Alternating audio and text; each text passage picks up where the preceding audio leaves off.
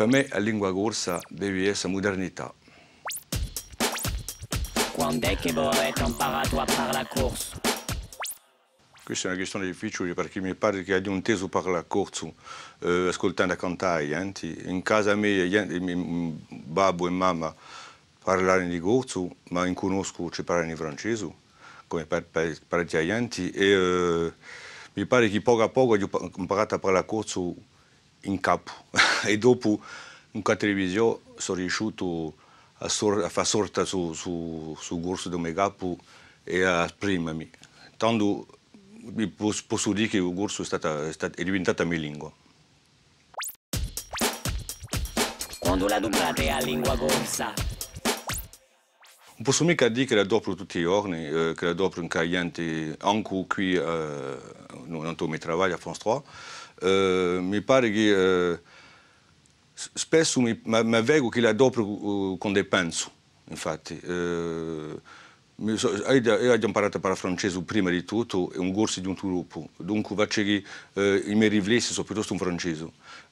Ma quantunque mi pare è un constato che sarebbe bene che questa lingua fosse un po' in tutti i miei giorni, ma non è mica un caso, cioè essere sincero.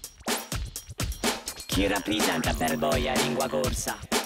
Parlo perché era un manco, anzi, quando ero cittadino, che sentiva parlare e avevi un po' la vergogna di parlare, avevi un po' la vergogna di non capire bene tutto ciò che si diceva e di non poter rispondere a ciò che mi era detto, anche gli altri se ne ridevano di me. Il fatto di parlare a corso, per me, è un simbolo di una riuscita, di un combatto personale, di poter parlare, di poter scrivere e di poter farmi capire. Questo per me è il più importante, questo, di essere stato capace a imparare e a esprimermi. Come vi dite la bene di la lingua corsa? Un po' mica essere una lingua passeista.